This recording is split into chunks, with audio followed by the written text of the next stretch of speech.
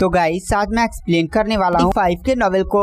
तो अगर आपको हमारी इस वीडियो की एक्सप्लेनेशन पसंद आती है तो चैनल को लाइक सब्सक्राइब जरूर करें। अगर आपने हमारे पिछले किसी भी एपिसोड को मिस कर दिया है, चाहे वो season 4, season 5, season 6, season 7 and season 8 ही क्यों ना हो, तो एक बार चैनल में जाकर वहाँ पर चेकआउट जरूर करें। वहाँ पर आपको सारे एपिसोड्स मिल जाएंगे।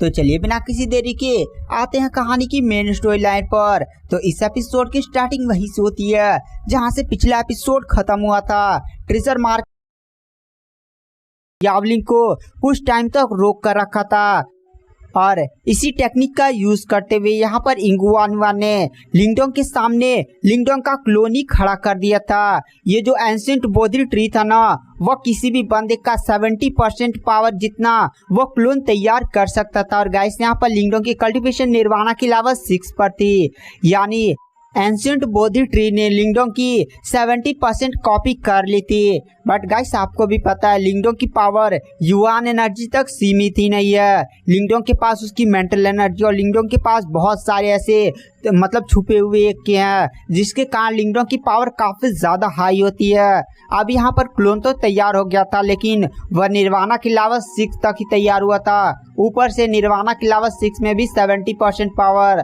जिसके कारण यह क्लोन लिंगडोंग की ज्यादा पावरफुल नहीं था। वह क्लोन जो होता है वो लिंगडोंग पर अटैक करता है। वहाँ पर लिंगडोंग भी उस क्लोन से फाइट करता है, मतलब कुछ देर तक फाइट करता है। वहाँ पर लिंगडोंग को भी एहसास होता है क्लोन काफी ज्यादा बढ़िया है और एंशिएंट बोधी ट्री भी एक काफी ज्यादा खतरनाक मार्शल आर्ट टेक्निक है। लिंगडोंग पर वो क्लोन 2-3 मुक्का मारता है, लेकिन वहाँ पर जो लिंगडोंग होता है वो काफी ज्यादा खतरनाक पंच क्लोन पर दे मारता है। लिंगडोंग का मुक्का इतना ज्यादा पावरफुल होता है ना कि लिंगडोंग का क्लोन एक ही झटके में टुकड़े टुकड़े हो जाता है और वह क्लोन वहीं पर नष्ट हो जाता है।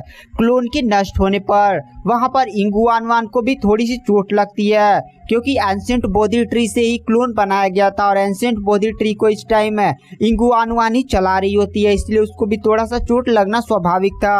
वहां पर जो लिंगडोंग होता है वह इंगुआनवान की तरफ देखता है। इंगुआनवान कहते लिंगडोंग अभी मैं ऐसे हार नहीं मानने वाली हूँ। वो अपना जीतर प्ले करने ही वाली होती है, तभी अचानक से इतनी स्पीड से लिंगडोंग उसके सामने आ जाता है और तुरंत उसका जीतर उसे छीन लेता है। वहां पर इंगुआनवान बोलते लिंगडोंग मेरा जीतर मुझे वापस दो।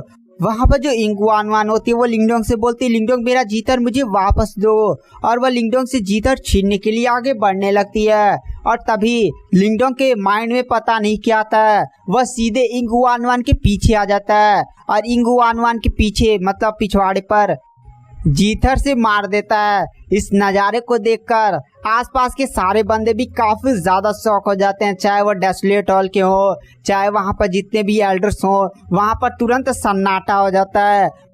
और तब लिंगडोंग को एहसास होता है कि उसने क्या कर दिया।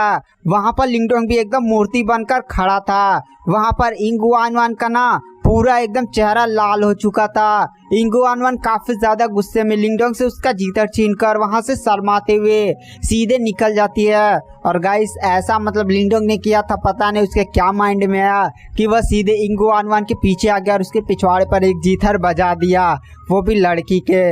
इसीलिए आसपास के कल्टिवेटर्स भी ने एकदम हिले हुए थे। डेसोलेट हॉल के डिसाइपल तो काफी ज्यादा खुश थे, क्योंकि वो लोग तो इंगुआनवान को अपनी भाभी भी पहले से ही मानने लगे थे। लेकिन स्काई हॉल के बहुत सारे ऐसे बंदे जो इंगुआनवान के पीछे पड़े हुए थे वो लोग बहुत ही ज्यादा गुस्से में थे। और गाइस आपको भी पता होगा एक बंदा जिसका नाम किंगे है, जो अर्थ हॉल से बिलोंग करता है और वो भी काफी ज्यादा पावरफुल कल्टिवेटर है। वो तो इंगुआनवान को पसंद करता और लिंगडोंग की इस हरकत से ना वहां पर किंगे भी बहुत ही ज्यादा गुस्से में हो गया था। उसकी पूरी आंखें लाल थी और वह लिंगडोंग को गुस्से में घूर घूर कर देख रहा था। वहां पर लिंगडोंग भी थोड़ा सा शर्मा जाता और तुरंत अपना चेहरा नीचे करते हुए चुपचाप वो डेसोलेट हॉल के डिसाइपल्स के पास चला जाता है। तभी वहां पर जो रेफरी होता है वो भी अपने होश में आता है और वह अनाउंसमेंट करता है कि इस फाइट का विनर लिंगडोंग को घोषित कर दिया जाता है। वहां पर जो रेफरी आता है वो लिंगडोंग की तरफ देख कर कहता है अरे छोटे मियाँ तुम तो काफी ज्यादा मतलब तेज निकले, ऐसा काम वो भी इतनी बड़ी सभा में। मतलब वहां पर वो रेफरी भी लिंगडोंग का मजा लेने लगता है। गाइस यहाँ पर लिंगडोंग अभी डेसोलेट हॉल के डिसाइपल्स के पास ही जा रहा था, तभी रास्ते में रेफरी से उसकी थोड़ा सा मुलाकात हो गई थी। रेफरी साइड में खड़ा होता ना, आप ये मत सोचिएगा कि रेफरी लिंगडोंग के पास आया था। हाँ, लिंगडोंग जब अरीना से बाहर निकल आता तो वहीं साइड में था, तो उसने ये सब बोल दिया था। उसके बाद जो लिंगडोंग होता है वो डेसोलेट हॉल के डिसाइपल्स के पास जाता है। वहाँ पर जो फैंगटोंग होता है, फैंगटोंग भी गाइस जो डेसोलेट हॉल का ना एक सीनियर डायरेक्ट डिसाइपल है, वो भी लिंगडोंग का मतलब मजाक उड़ाते हुए बोलता, अरे भाई मतलब ऐसी ऐसी हरकतें करोगे वो भी पब्लिक में। वहाँ पर जो लिंगडोंग होता है वो बोलता है, अरे फैंगटोंग भाई तुम गलत समझ रहे हो, दरअसल पता नहीं मेरे दिमाग में क्या आया यार, मैंने ये हरकत कर दी। और इधर हमें इंगू आनवान का सीन दिखाया जाता है। जो इंगू आनवान होती है वो टमाटर जैसे अपने चेहरे को लाल किए हुए सीधे जहाँ पर उसकी बहन यांग जियाओ जियाओ थी वहीं पर चली जाती है। वहाँ पर यांग जियाओ जियाओ भी थोड़ा सा इंगू आनवान का मजा वजा लेती है। गाइस अब यहाँ पर लिंगडोंग कोई नॉर्मल व्यक्ति नहीं था, इसलिए अब जो यांग जियाओ जियाओ है ना वो लिंगडोंग को थोड़ा सा ऐसा वैसा बंदा नहीं समझती थी। अगर लिंगडोंग पहले पहले ऐसे सेक्ट में आया होता, अगर लिंगडोंग ने हरकत की होती ना तो पता नहीं लिंगडोंग को कितने ज़्यादा अभी तक थापड़ पड़ चुके होते हैं, क्या क्या लिंगडोंग के साथ हो चुका होता। क्योंकि इंगू आनवान कोई नॉर्मल व्यक्ति नहीं है बल्कि डाउ सेट की लीडर की बेटी है। वहाँ पर जो इंगू आनवान होती है वो यांग जियाओ जियाओ की तरफ देख कर कहती है, बड़ी बहन अगर आपका सामना लिंगडोंग के साथ हुआ किसी भी मैच में तो आपको उसे हराना होगा। वहाँ पर यांग जियाओ जियाओ बोलती है, अरे ये तो मैं कर दूंगी, लेकिन तुम्हारा चेहरा इतना लाल क्यों है। वहाँ पर इंगू आनवान तुरंत अपना चेहरा और छुपाकर बैठ जाती है। यहाँ पर जितने भी इंगू आनवान के चाहने वाले थे, चाहे वो किंगे हो या बहुत सारे चाहने वाले थे डाउ सेट में ना, तो वो सारे लोग ही लिंगडोंग को घूर घूर कर देख रहे थे। लिंगडोंग इतने ज़्यादा घूरने जाने से बहुत ही ज़्यादा थोड़ा सा अजीब महसूस कर रहा था। और लिंगडोंग एक बंदे की तरफ देखता है, दरअसल ये और कोई नहीं बल्कि डाउ सेट के लीडर यांग जियाओजी होते हैं। और यांग जियाओजी गाइस जो इंगू आनवान नहीं है उसके पिता हैं। अगर एक पिता के सामने उसकी बेटी को कोई ऐसा करेगा तो उनको गुस्सा ही आना ही था। वो भी लिंगडोंग को घूर कर देख रहे थे। लिंगडोंग एकदम डर हो गया था, मतलब क्या ही बताए। यांग जियाओजी बहुत ही ज़्यादा पावरफुल कल्टिवेटर हैं, वो डाउ सेट के लीडर हैं, बट वो लिंगडोंग को ज़्यादा देर घूरते नहीं है। वहाँ पर लिंगडोंग भी थोड़ा सा आराम से एकदम शांति उस्ती से जाकर चुपचाप बैठ जाता है। और गाइस अगर आप मार्शल यूनिवर्स के जल्द से जल्द सारे एपिसोड देखना चाहते हैं तो आप हमारा लाइफ टाइम सब्सक्रिप्शन बाई कर सकते हैं। लाइफ टाइम सब्सक्रिप्शन प्लान केवल 499 यानी 500 में आपको पूरा मार्शल यूनिवर्स का नॉवेल मिलेगा। गाइस अभी मार्शल यूनिवर्स में लगभग 800 से 900 एपिसोड्स तो होंगे ही। अगर आपको इस सारे एपिसोड्स जल्द से जल्द देखने हैं तो आप हमारा लाइफ टाइम सब्सक्रिप्शन बाई कर सकते हैं। लाइफ टाइम सब्सक्रिप्शन को बाई करने के लिए नीचे फ्री टेलीग्राम ग्रुप का लिंक है, फ्री टेलीग्राम ग्रुप में ज्वाइन हुई और वहां पर केवल लिखे सब्सक्रिप्शन। आप जैसे सब्सक्रिप्शन लिखते हैं मैं आपसे खुद कांटेक्ट कर लूँगा। उसके बाद आपको केवल 499 यानी 500 पेमेंट करना होगा। उसके बाद मैं आपको मेन मार्शल यूनिवर्स के टेलीग्राम चैनल में ऐड कर दूंगा। अगर आपको सब्सक्रिप्शन लेना है तो आप सब्सक्रिप्शन ले सकते हैं। तो चलिए बिना किसी देरी के आते हैं कहानी की मेन स्टोरी लाइन पर।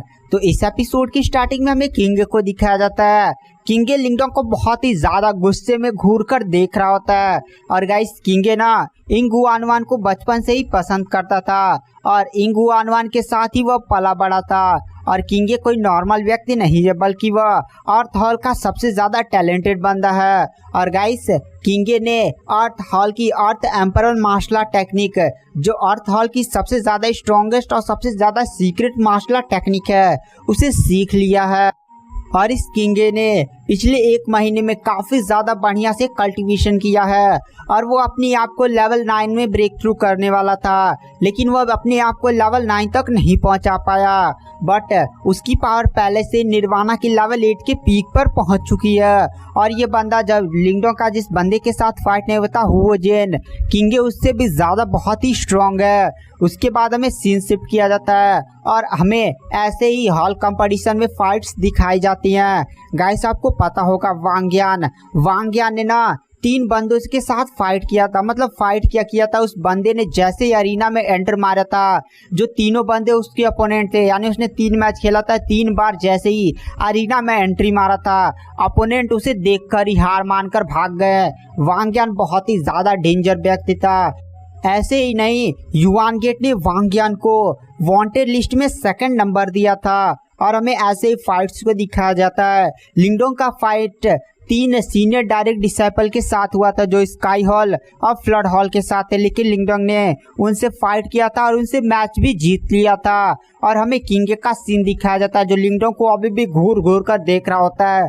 मतलब लिंगडोंग भी किंगे की तरफ देखता है। अब सारे बंदे थोड़ा सा शांत हो चुके थे, लेकिन ये बंदा लिंगडोंग को बहुत ही ज्यादा कभी से घूर कर देख रहा होता है। कम से कम 2 घंटे से लगातार घूर घूर कर देख रहा होता है। वहां पर लिंगडोंग को भी अब थोड़ा सा अजीब महसूस होने लगा था। वहां पर किंगे बहुत ही ज्यादा गुस्से में मन ही मन लिंगडोंग की तरफ देख कर कहता है, लिंगडोंग अगर तुम्हारा और मेरा फाइट हो गया ना तो सच बता रहा हूँ तुझे इतनी बुरी तरह से पीटूंगा ना कि तू कभी इंगुआन वान के साथ ऐसा कुछ करने की कोशिश भी नहीं करेगा।